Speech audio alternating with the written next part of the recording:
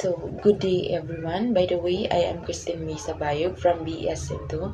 So, today I will be discussing the child health assessment. So, unsa man yung child health assessment?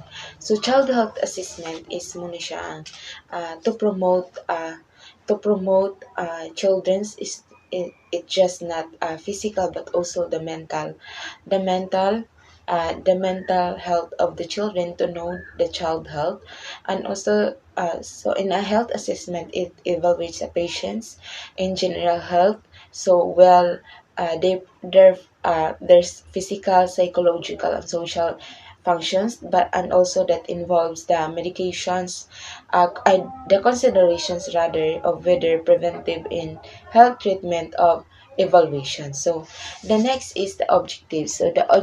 So um, um, the objectives of these are the five objectives of child health assessment. So the next is the health history, establishing a database. So unsa man ni? So while conducting the assessment of a young child begins with an interview of parents. So we all know that the children is dili pa na sila kabalo if ang imuhang clients is children. So need pa dyan na sila o guardian or parents na para anda mo tubag sa imong mga questions about sa health status sa imuhang children. So adolescents and pre-adolescents may be choose to be interviewed without parents present. So like so sa mga adolescents is pwede naman na sa pag-conduct og interview, example is ang imong patients is adolescent, so pwede naman na sila na mismo ang mutubag sa mga pangutana na without parents na. So the purpose of health interview is to gather informations that will direct physical or laboratory examinations to complete through health evaluation. So ang purpose jud aning health interview is to gather the data of the patients or of the clients. So to promote direct physical examinations and laboratory and complete health evaluation. So the next is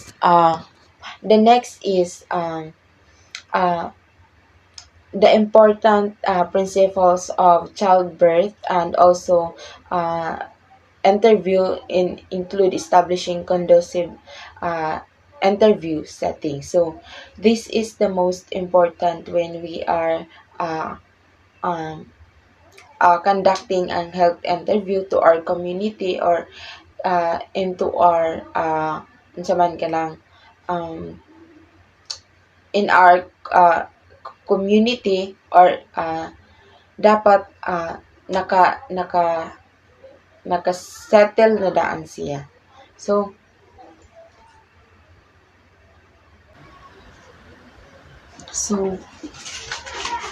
the next is interview setting. So unsa man ang interview setting? This is the most important thing when we conducting the important thing or first going to do when we conducting health interview. So an interview is the best conducted in a private room with all the patients seated comfortably. So dapat sa kung mag-conduct tag interview, dapat comfortable atong patients and also comfortable ka na while gi-interview nato ang patients. So and also dapat naka-private room to provide privacy sa patients. So a healthcare provider can appear rushed, and also it also be unable to interact eye-to-eye level during interview. So na discuss naman ni earlier ni Sir Mark and then ni Ms. Lab so about sa pag-interview. So dapat naka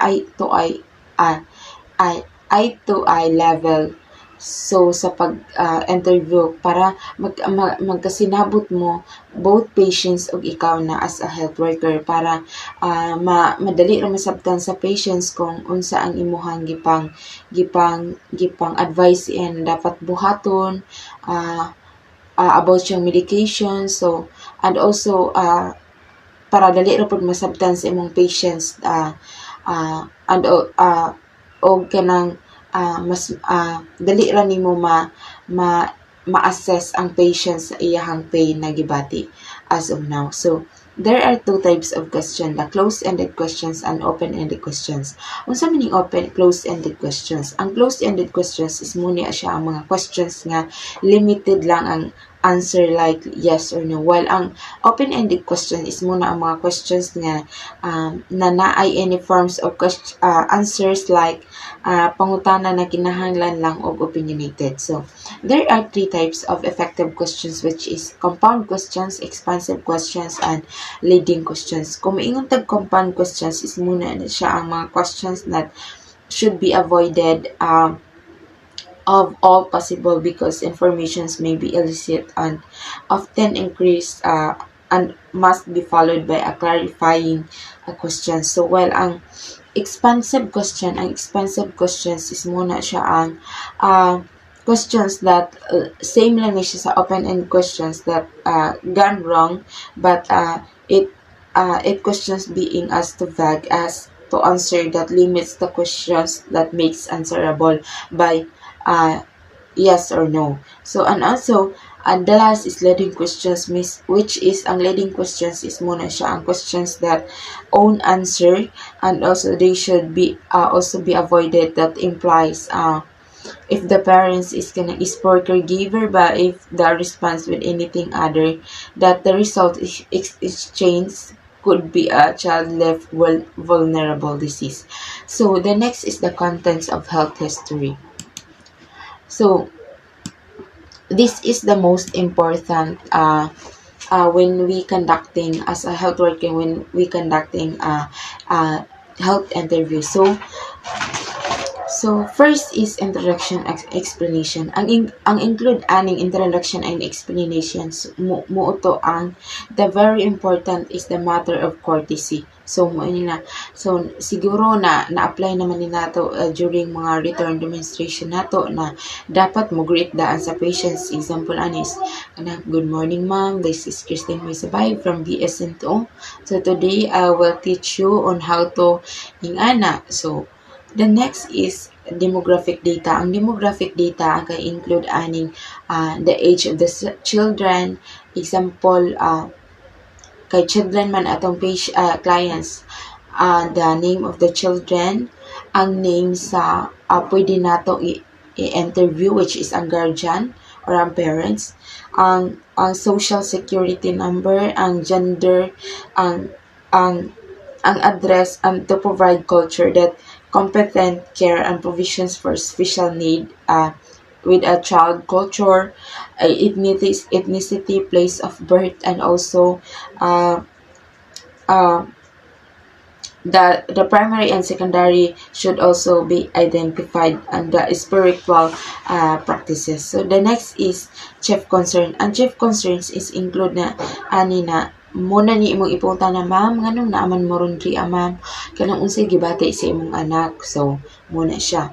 Well, sa chief concern na ay upat ka aspect of the problem, which is intensity, duration, frequency, description, associated symptoms, and action taken.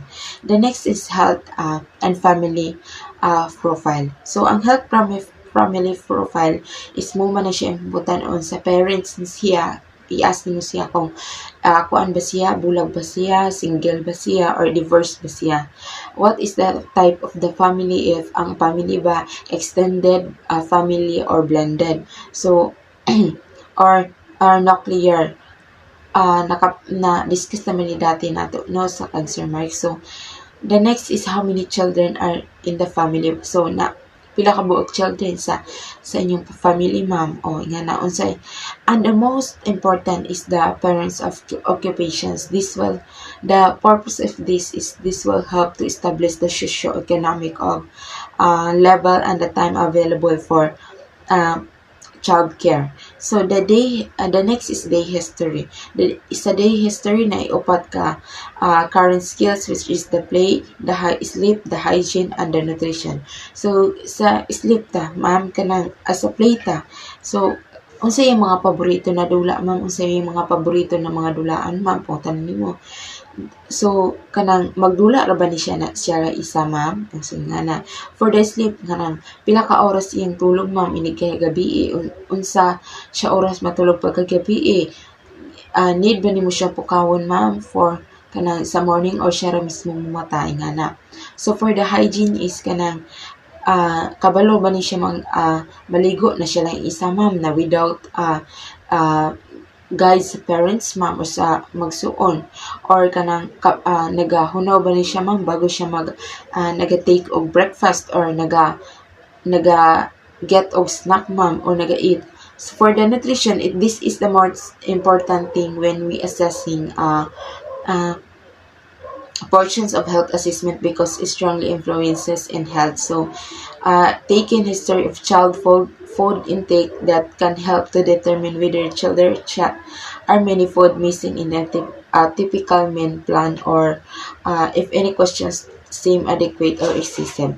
So, the purpose and techniques. There are the purpose and techniques, the four purpose and techniques and physical examinations involved for inspection, palpations, and percussions and auscultation. So, unsa man ni percussion. So, percussion is syempre ang atong focus diri na topic is a child. So, examining a child or adolescents initially in your eyes or nose and being alert to visual indication or others that may point to health problems. So, the palpation. So, palpations is examined by touch, either light or deep. Use light palpations before deep palpations and by the use of tape sa finger, the most sensitive to texture, vibration, are most sensitive textures, vibrations, consistency, and contour. So, syempre, pangitaon man yun nato, i-assess man nato ang pain sa child, no? So, syempre, naman na siya reaction kung dito ay ang pain, if nasa iyang kamot ang pain. So, maka-feel man na siya kung ang sakit. So, ma-interact siya so, sa sa paghikap na to. So, the next is the percussions. So, percussions is the assessment of a body structure that determined by the sound, hear, response, striking the part with the examining finger and interpreting sound. So, an organ straight to an even greater point of these tensions has a tympanic, extremely hollow ringing sound. So the next is auscultation. So ang auscultation always listen for qualities by the use of a stethoscope, the duration, the frequency, the intensity, the loudness, and the pitch.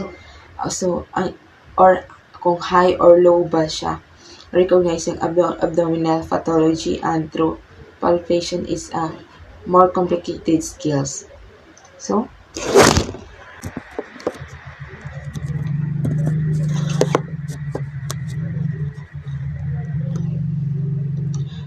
the next is the nurse work. The nurse work in the community settings is our patient's home must be ensured to carry with all the equipments needed. So, as a health worker, so it is important na dapat nakaanam na daan yung mga equipment needed for assessment. So, to protect against chilling and to provide modesty, expose the body parts individual and only the amount of necessary for examination. So, sa pag-assess is to provide privacy or provide modesty sa patients or sa child clients is dapat sa pag-examine dapat ang expose lang na body is katong naa dito ang have a problem or the pain. So the variations for age and the development stage. For the newborn, examine newborns cover body areas that are not being directly examined or perform the exam under a radiant heat warmer because maintaining body temperature is difficult for the newborn by Gupta Patel et al. So sa pag-examine sa newborn, dapat 24 hours is immediately mahatag na dayon ang examine results or general results sa newborn because kanang importante kaayo ni para if ever na a problem sa iyang body so ma-assist diretso. So the next is for the toddler. So toddler, begin routine begin routine blood pressures, BP measure at 3 years of age.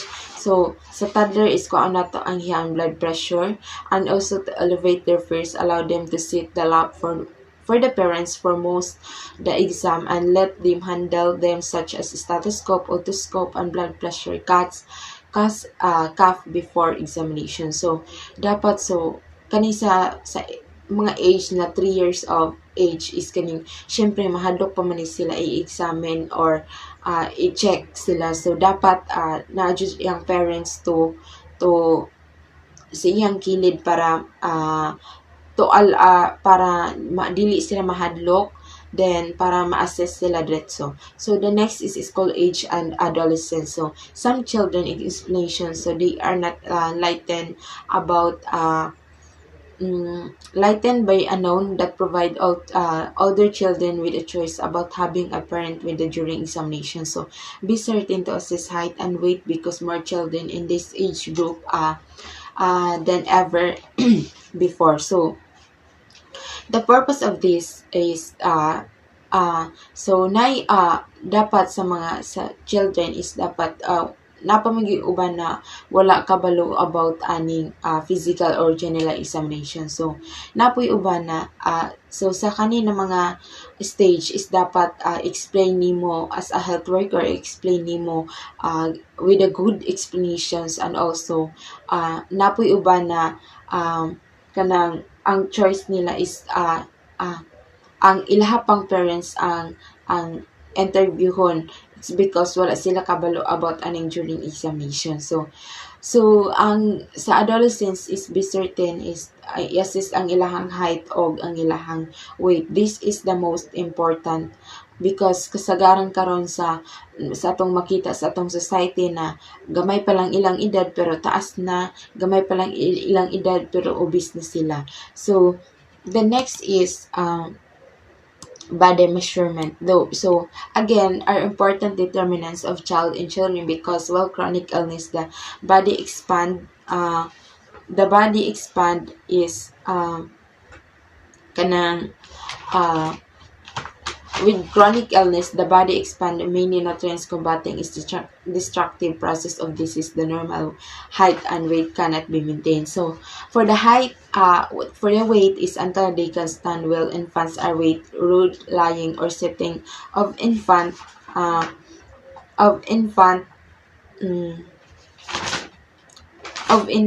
that and also for the height is children height is a good determinant of health and normal as weight.